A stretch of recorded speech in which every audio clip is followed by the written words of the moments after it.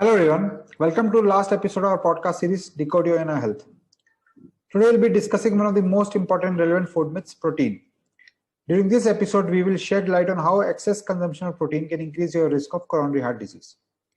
We have been surrounded by various fat diets, be it ketosis, low carb, Atkins, high protein, or any other high performance diets. Among these, the most famous and prominent one is high protein. We have been given to believe that whether we are suffering from obesity, diabetes, or any other metabolic health condition, having high consumption of protein in our diet is the best foot forward to overcome our chronic condition, improve our health. This is based on premise that protein helps in improving satiety level, muscle growth and repair, and keeps our sugar levels stable. No doubt protein consumption does help in building rapid muscles and providing excess energy. However, excess protein can lead to inflammation and reduced longevity.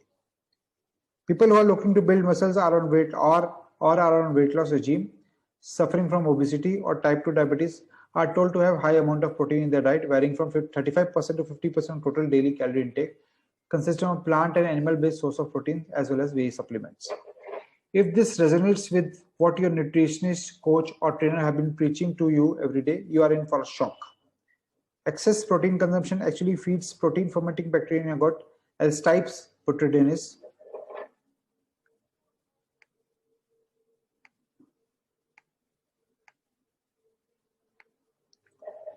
This bacteria, upon fermenting protein, releases harmful substances and gases such as ammonia, hydrogen sulfide, nitrate molecules, and putrescine. These gases, over time, can damage your lining and lead to leaky gut.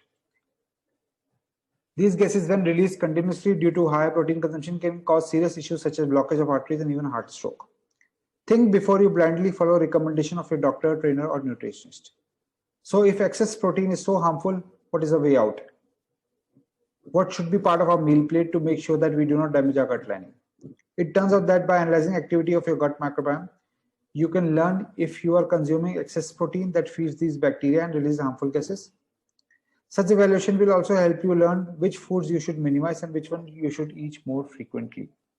I hope you enjoyed this podcast series, got a fair idea of why standard dietary solution is a recipe for disaster, and how imbalance in your gut bacteria can cause havoc on your overall health. If you are suffering from gastrointestinal issues, acid reflux, frequent bloating, chest pain, or are not able to reverse obesity or diabetes, even after following fat diets such as high protein or low carb, you have fallen in the trap of gut dysbiosis. Please do not worry, we are here to help you out.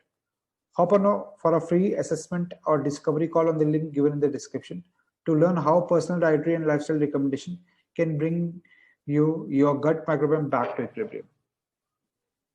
Thank you, be healthy and safe.